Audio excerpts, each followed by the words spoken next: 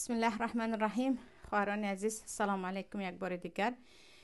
امروز در درس عقیده درباره چگونه به خلافت رسیدن حضرت عمر و این چنین درباره کشته شدن حضرت عمر و درباره مرگ ابوبکر صدیق و بعد از حضرت عمر چگونه حضرت عثمان ابن عفان به خلیفگی رسیدن صحبت میکنیم. خیلی چند دقیقه پیش گفته گذاشتیم مسئله خلافت از مسئله های مهم عقیده هست، برای آنکه فرق کلان بین شیعه و اهل سنت است که اهل سنت چگونه که از جهت عدل و شورا و رضاگی صحابه ها اول ابوبکر و بعدن عمر و بعدن عثمان و بعدن حضرت علی آمدن میگوین. البته بعد از اینکه حضرت معاویه به فرزندان خود مثلا خلافت را دادن، اونجا همه میدونن که این کار غلط بود، این مسئله اتفاقی است. اما این 4 صحابه به نوبت خود آمدن، بین خود هیچ ظلم و به زور گرفتن نبود، چگونه که شیعه ها دعوا دارن که نه،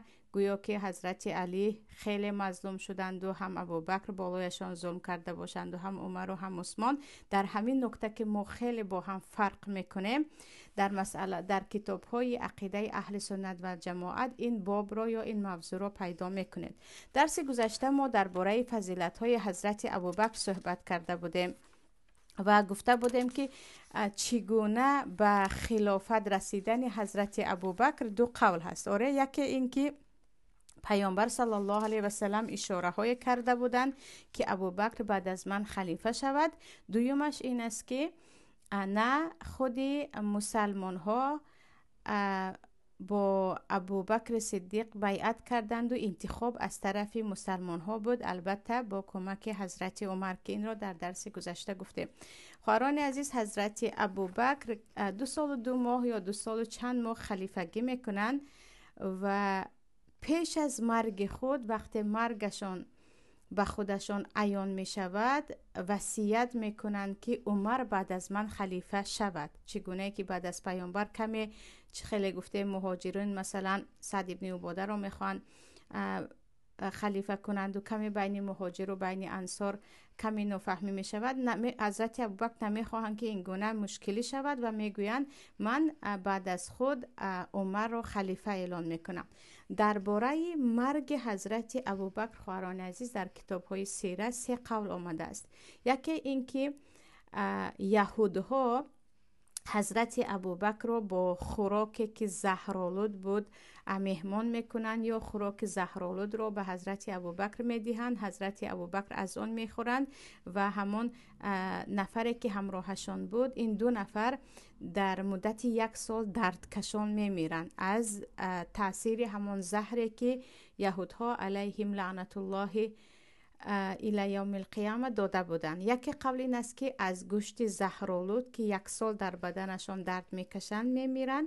دوم قول این است که حضرت ابوبکر بعد از وفات پیامبر خیلی غمگین میشوند و از همون لحظه به یک بیماری دچار میشوند و کم کم خیلی لاغر میشوند، خیلی جسمشان هم میده میشود تا اینکه به 2 سال و 2 ماه تاب می آورند و بعد از این میمیرند. یک قول دیگر است که حضرت ابوبکر هم مثل پیامبر صلی الله علیه و سلم خیلی تصفیه بلند میکنند و از تصفیه بلند میمیرند و در 63 سالگی میمیرند حضرت ابوبکر خواهران عزیز درباره‌شان کمی گفته بودیم. 6 فرزند دارند، 3 پسر و 3 دختر، از 3 زن می باشد. 2 فرزندشان ام کلثوم و محمد که از اسماء بنت امیس است، اینها تابعین هستند، بعد از مرگ پیامبر تولد شده هستند. و خیلی گفتم حضرت ابوبکر میگویند بعد از من عمر خلیفه شود و به این امت اتفاق میکند، یعنی صحابگانی که در زمان حضرت ابوبکر زندگی داشتند و به خلیفگی حضرت عمر راضی بودند، به این وصیت خلیفه شون راضی میشوند و کسی برای خلیفه شدن عمر ضدیت نشان نمیدهد، همه راضی میشوند و حضرت عمر خلیفه میشوند. و درباره حضرت عمر خواهران عزیز، درباره اگرچه اسلامشان کمی دیرتر بود، مثلا در سال 7 هجری، در بعض روایت ها ببخشید بعثت، یعنی بعد از 7 سال پیامبر شدن، یا که در بعد از 6 سال بعثت پیامبر اسلام آوردن. اما اسلامشان سبب عزت مسلمان ها بود که مسلمان ها خیلی عزیز شده بودن. و محمد ابن حنفیه پسر حضرت علی باشند، میگویند من باره به پدرم علی گفتم من خیر الناس بعد رسول الله، پدر جان یعنی ای علی، یا ابتی، بعد از محمد صلی الله علیه و سلم، بعد از پیامبر الله بهترین مردم که هست؟ پدرم یعنی علی به من گفتن او ما تعریف، مگر تو نمیدونی؟ گفتم نه من نمیدونم. گفتن ابوبکر. سپس گفتم سپس که هست؟ گفتند عمر.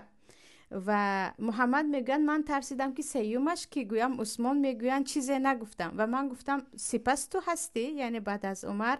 این خاکساری علی بود که گفتن ما انا الا رجل من المسلمین، نه پسرم، من یک نفری از مسلمان ها هستم، من بعد از ابوبکر و عمر نمی ایستم. یعنی کجاست آداب حضرت علی؟ و امروزه آنهایی که اینقدر ما پیروان علی، ما پیروان امام علی میگویند که کجاست آداب شما که علی خودشان تواضع و خاکساریشان نسبت عمر و عثمان و ابوبکر کجا بود و بی آدابی اینها کجا هست؟ و بعد از این حدیثی که پیشتر گفته بودیم، پیامبر صلی الله علیه و سلم گفته بودند که بعد از من به ابوبکر و به عمر شمایان پیروی کنید. در صحیح مسلم آمده است خواهران عزیز، عبدالله ابن عباس میگویند، انشاءالله درباره مرگ حضرت عمر کمی بعد صحبت میکنیم، وقتی میگویند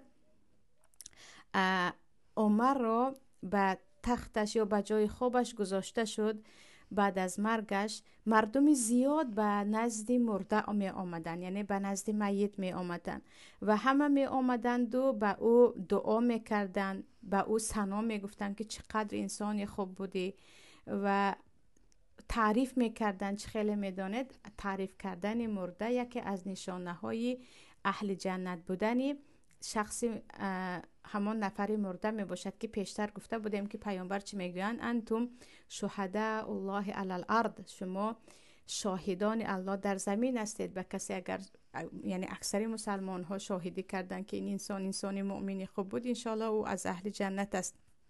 همین گونه به نزد میت یا گفتیم به نزد جسد عمر زیادی ها از مسلمان ها می آمدند و می رفتند. عبدالله ابن عباس میگویند یکی میگویند دیدم که در پشت من حضرت علی هست و علی دعا میکند به عمر و میگوید کسی نیست که مانند تو من آرزو کرده باشم مثل او بمیرم. یعنی عمر تو یگانه نفری هستی که من میخواهم مثل تو باشم، مثل تو بمیرم، مثل تو از دنیا روم.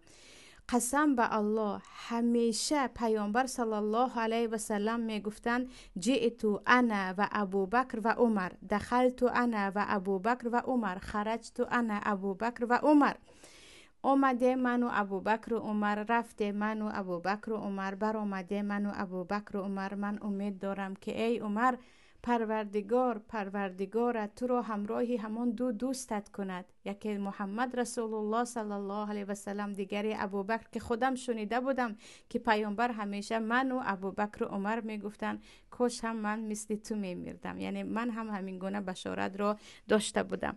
و درباره اینکه خواهران عزیز درباره حضرت عمر حدیث ها زیاد است، به قصه حضرت عمر داخل شویم خیلی وسیع است، ولی چون مسئله خلافت است بگذاریم به چگونه پس از خود حضرت عمر خلیفه اعلان کرد، یعنی یا که چگونه پس از حضرت عمر عثمان خلیفه شدن. و درباره اینکه مثلا یا عمر هر راهی که تو میروی شیطان از آنجا میگریزد، این حدیث مشهور هم که در بخاری است تقریبا همه میدانید.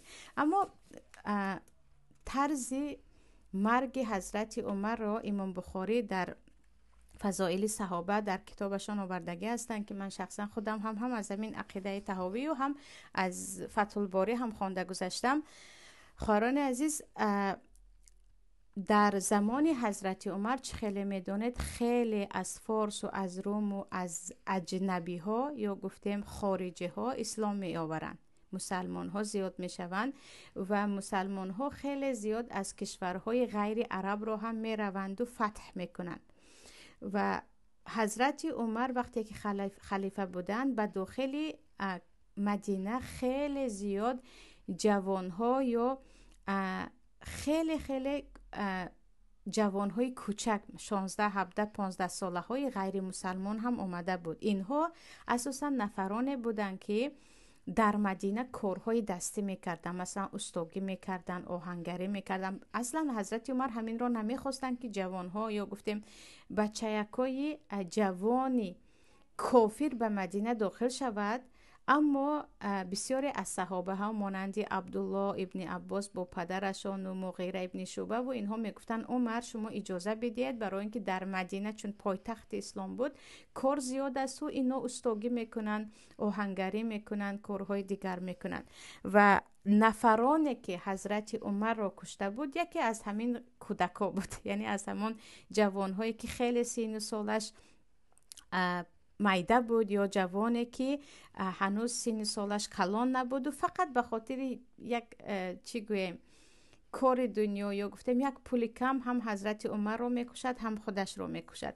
بیایید قصه رو ببینیم. قصه در از عمرو ابن میمون روایت شده است، در صحیح بخاری هست که میگویند عمر من وقتی که به نماز می آمدن، یعنی در اون وقت خلیفه ها خودشان در پیش نماز بودن، وقتی به مسجد پیامبر به نماز می آمدن صفها را جدا کرده و بین صفها همیشه استوگویان، یعنی همه راست استید همه برابر استید گویان می آمدن و برای اون که مردم جمع شوند در نماز یا سوره یوسف را می خواندن یا سوره نحل را.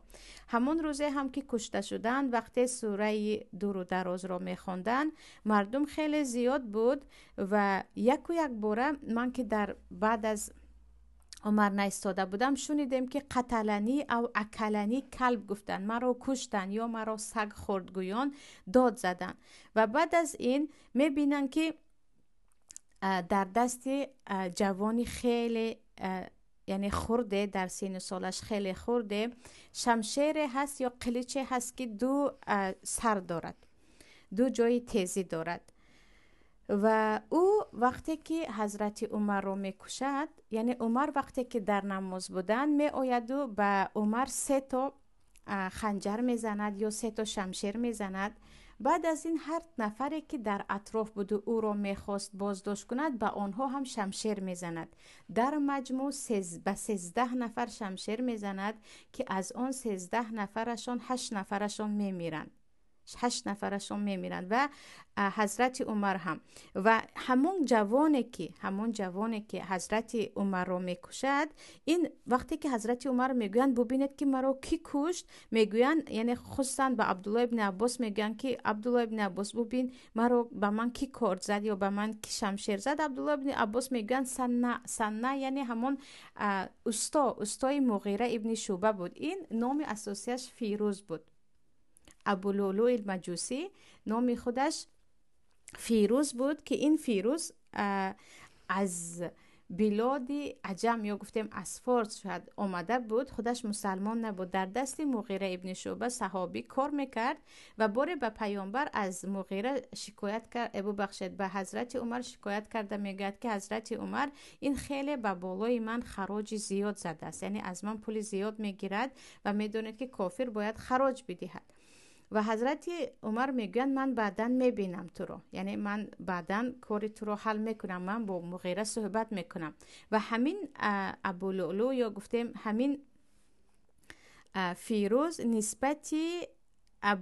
نسبت حضرت عمر خیلی کینه داشت. میگوید عدالتی تو همه جا رو فرا گرفت به جز من، یعنی تو به همه عدل میکنی به جز من، به من عدل نمیکنی. با همین حقد و کینه که در دل خود داشت، خنجری رو که خیلی گفتم 2 سر دارد خودش به دستش می سازد، چون هم نجار بود یا گفتیم استا بود، هم آهنگر بود و همیشه انتظار بود که در یک حالت خلوت سوی قصد کند به جان عمر. و همین گونه وقتی که در نماز بودن، که وقتی میدونید انسان در نماز است دیگر به هیچ جا هوشش نیست و یگان سلاح ندارد، با شمشیر خود هجوم میکند و به وقتی که حضرت عمر رو میزند، 3 تا میزند و خودش میخواد بگریزد، هر کسی که به اون نزدیکی میکند او رو هم میزند با شمشیر. خیلی گفتم 13 نفر رو مجروح میکند و وقتی که دیگر هیچ کس کار کرده نمیتواند، یکی نفرانی که در آنجا بودن بالای این سنا یا گفتیم این غلام لباس خودش رو میپرتاید، یعنی جامعه وسیعش رو که بالای این وقتی پرتافته شد، این وقتی هیچ جا رو نمیبیند، این رو وقتی به دست میگیرند به خودش شمشیرش رو میزند که میدونست که دیگر حکمش مردن است یا گفتیم قصاص است. به خودش هم شمشیر میزند و خودش رو میکشد و بیچاره حضرت عمر رو به خانه می آورند. حضرت عمر رو به خانه می آورند و وقتی که حضرت عمر به عبدالله ابن عباس میگن که کی این کار رو کرد، عبدالله ابن عباس وقتی میگن همون یعنی جوانی که از بیرون آورده بودیم و مسلمان نیست، عمر میگن آخر می شمایان اجازه دادید، من نمیخواستم اینها در اینجا باشند، شما یعنی عباس تو چند صحابه اجازه دادید که از دست اینها کارهای زیاد می آید، اینها باید در مدینه باشند، انا ببینید عاقبتش چی شد. بعدا وقتی طبیب رو جغ میزنند و به حضرت عمر آبی یعنی خرمایی در آب تر کرده آب خرما رو می نشانند، آب از شکمشون بیرون می شود، یعنی اینقدر زخم آن شمشیر ژرف و قوی بود که آبی که می نوشند از شکمشون می ریزد، شیر می دهند شیر هم می ریزد. پس حضرت عمر می فهمند که دیگر این آخرین لحظات حیاتشان است، وقتی چیزی می خورند از شکم ریخته بیرون می براید چی است، این آخرین لحظه های حیات حضرت عمر می باشد. و وقتی که حضرت عمر به این حالت می افتند، به عبدالله ابن عباس، به این امک بچه پیامبر که خیلی حضرت عمر دوست می داشتن و در اطرافشان همیشه نگاه می داشتن، می گویند عبدالله ببین که شاید من به مردم ظلم کردم و شاید مردم با هم اتفاق کردند که بیاید عمر را بکشیم و از دستش خلاص شویم، ببین که من مگر ظالم بودم؟ آیا از ظلم من این کارو کردن تا که من یعنی جبران کنم این رو؟ و حضرت عمر ببخشید حضرت عبدالله ابن عباس وقتی برآمده به مردم میگویند آیا شما از خلیفتون عمر ناراضی بودید؟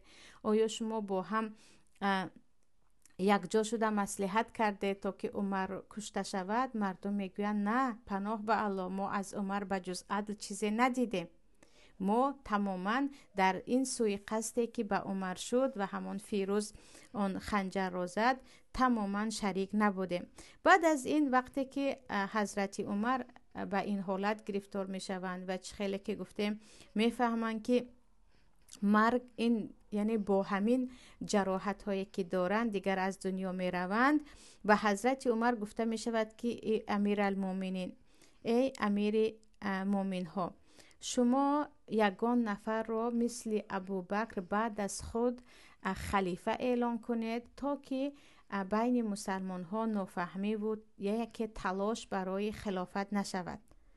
و یکی از آنها میگه پسری خود رو خلیفه کنید، عبدالله ابن عمر رو، که عمر میگه نه، پسر من در مسئله طلاق حتی جاهل است، چگونه او خلیفه می شود؟ یعنی اصلا از فرزندانم رو من خلیفه اعلان نمی کنم. و اینجا رو ببینید، نه ابوبکر صدیق از اینکه 6 فرزند داشتن یا عمر مثلا 7 پسر داشتن، فرزندان خود را اینها بعد از خود جانشین اعلان نمی کنن.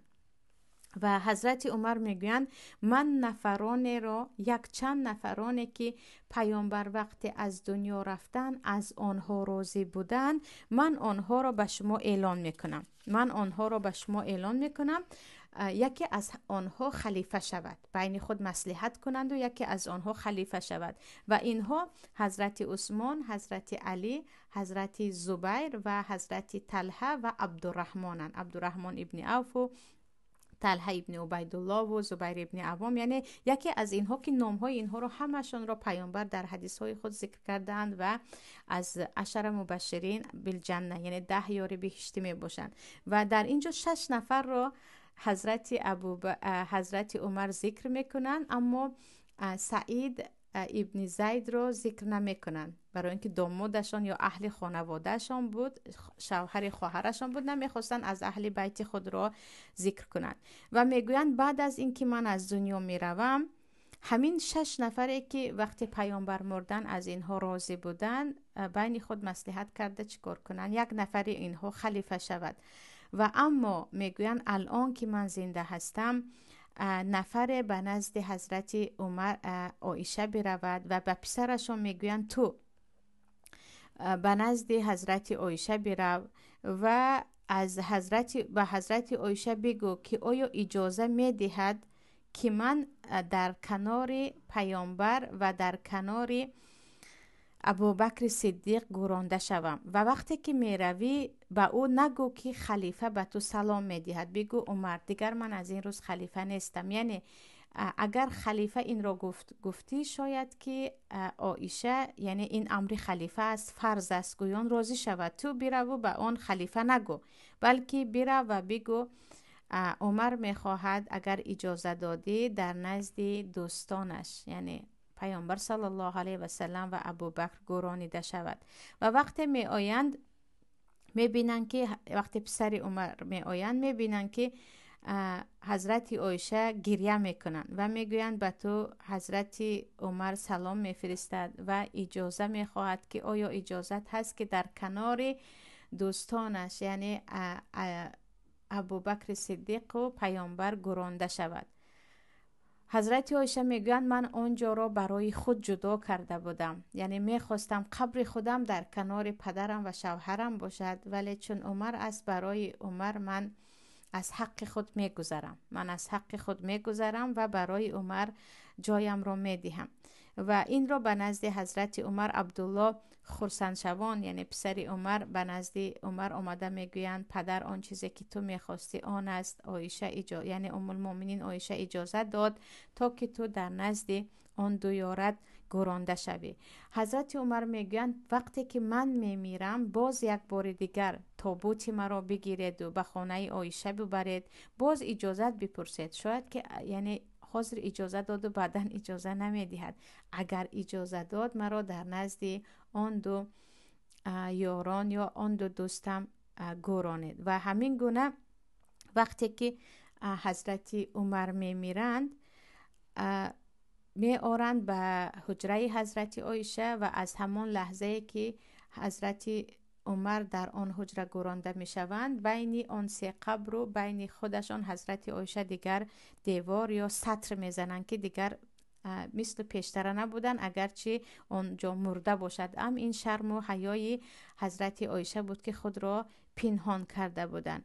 و اینجا وقتی که حضرت عمر میمیرند، چه خیلی گفتم چه مسلمان های مهاجرین باشد، چه انصار باشد، چه زنها باشد، همه در حیرت و همه در یک عموما دهشت زدگی و غم و اندوه بودن. حتی بعضی ها می گفتن نه چیزی نشد، چیزی نمی شود.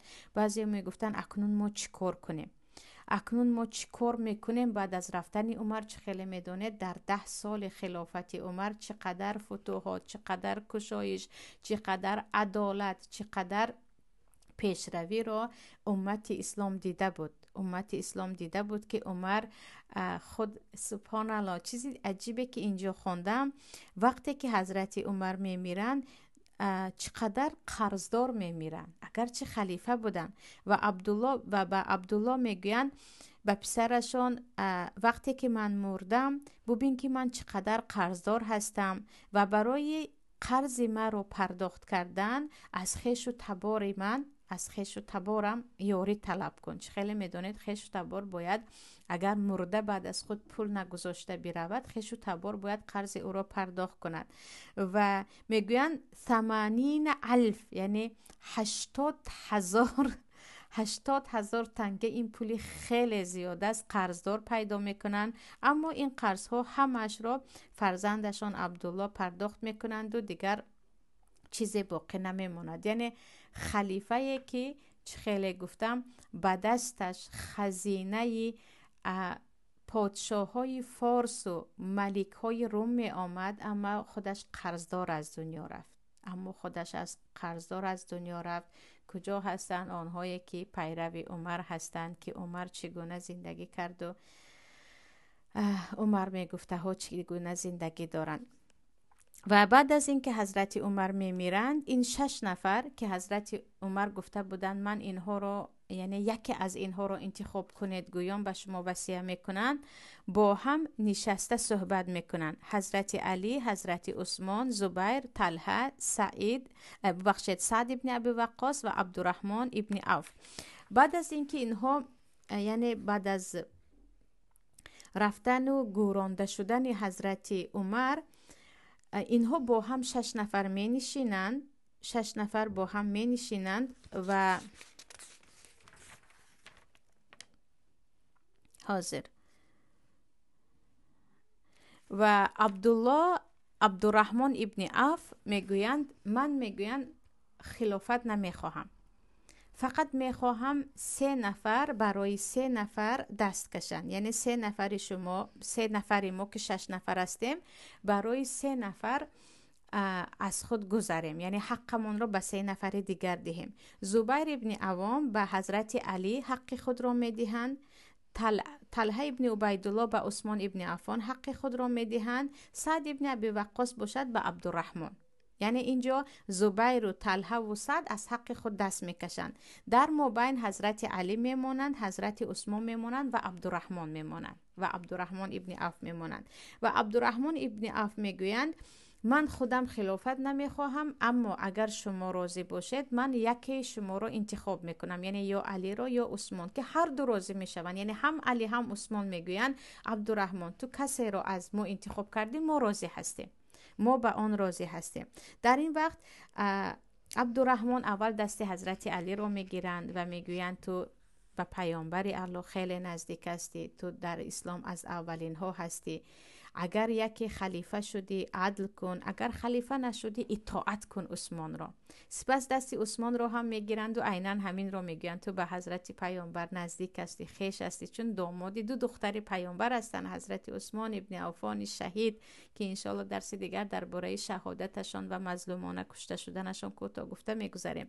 و تو هم میگویند اگر امیر شدی، خلیفه شدی، عدل کن، اگر خلیفه نشدی اطاعت کن. بعد از این میگن عثمان دستت را بردار. سپس عثمان دستشان را میبردارند و علی و دیگر تمام مسلمان ها با عثمان بیعت میکنند. همین گونه بعد از مرگ حضرت عمر 6 نفره که پیامبر وقت مردن از آنها راضی بودند با هم می نشینند، مشورت میکنند، مصلحت میکنند و حضرت عثمان را خلیفه اعلام میکنند که خود حضرت علی هم به این راضی بودند و به این دست به دست حضرت عثمان میمونند که من به خلافت تو راضی هستم. اکنون ببینیم که خواهران عزیز طرزی خلیفه شدن حضرت عثمان رو ببینید. نفرانی که پیامبر گفتن اینها از اهل جنت هستند. سبحان الله. زندگی عبدالرحمن ابن عوف رو ببینید، طلحه و زبیر رو ببینید، حضرت عثمان و حضرت علی رو ببینید. عقل اینها چقدر بالا بود و اینها چقدر برای اسلام خدمت کرده بودند و اینها برای هر یک جهاد لبیک اللهم گویان دویده می رفتند که شاید امروز ما شهید در راه الله شویم، شاید امروز جان ما برای پروردگار فدا باشد. آیا میزبد که اینها با هم جنگ کرده باشند؟ یعنی این صحابه هایی که اطراف پیامبر بزرگ شدن همدیگر رو حقارت و دشنام کرده باشند. آره مشکلی بین حضرت معاویه و حضرت علی شده بود که اون رو بعداً میخوانیم و میدونید که حضرت معاویه خیلی دین اسلام آورده بودن در سال جنگ در فتح مکه، اما اینها که در اطراف پیامبر بزرگ شدن اصلا اینها همدیگری رو دشنام و حقارت و بزرگ از دست یکدیگر چیزی نگرفتن. و همینجا یک چیز دیگری که به ذهنی ما باید جای بشود، ببینید که عزیزان اینجا وقتی که ما گفتیم این 6 نفر نشستند و یک نفر رو پادشاه یا خلیفه اعلام کردن، صاحبان عقل بودن. امروز دموکراتی که امروز خیلی میگن دموکراتی آزادی است و انسان ها رو به آزادی میبرد، همه باید برای انتخاب رئیسش یا انتخاب پادشاهش آواز دهد و آواز همه یک است. ببینید که مثلا یک کودک 18 ساله بیسوادی که نو صنف 11 را تمام کرد، آواز وی هم یک آواز است و یک عالم بزرگی که مثلا یک چند کتاب نوشت یا کلا تاریخ رو میداند یا خیلی مثلا به یک شهر و به یک کل دولت فایدهش رسیده است، او هم برابر است. این از کجا دموکراتیا و عقل از روی عقل است؟ یعنی اون نفره که خیلی که حضرت عمر میگن این پسری من طلاق رو درست داده نمیتواند، چه خیلی خلیفه شده میتواند میگویند. یعنی این البته پسر حضرت عمر از علمای مشهور هستند و خاکساری حضرت عمر بود. ببینید که یعنی وقتی که میگوین از روی دموکراتیا باید یک نفر رو رئیس انتخاب کنیم، آخر اونجا نفرهایی هست که فقط عرق نوشیده میگردد، نفرهایی هست که برای خود لباس انتخاب کردن هم میتواند و چگونه میتواند به خود یک رئیس انتخاب کند؟ اما طرزی از روی دموکراتیا انتخاب کردن یک رئیس کلا از عقل و منطق اگر درست فکر کنیم خواهران عزیز دور است. در همین مسئله با یکی از همون گویا پروفسورهای دانشگاه به نزدیکی یک بحثی من شده بود.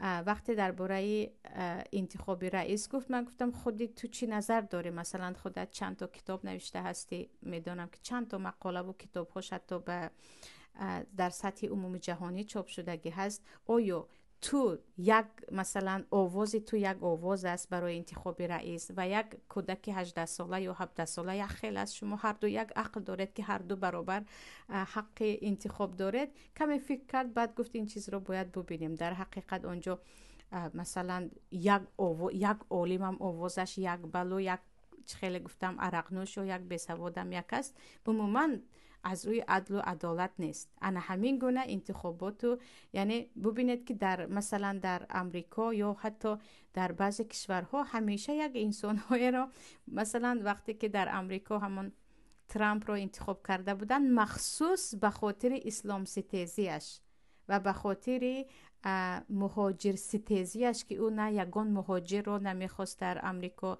جای دهد و عموما ضد اسلام و مسلمان ها و خیلی طرفدار مثلا یهود و اسرائیل بود، برای او آواز دادن، مخصوص برای همین که انسانی بدترین است نسبت اسلام و مسلمان ها. ببینید که چگونه انسان ها به او آواز دادند و اکثریت چگونه است.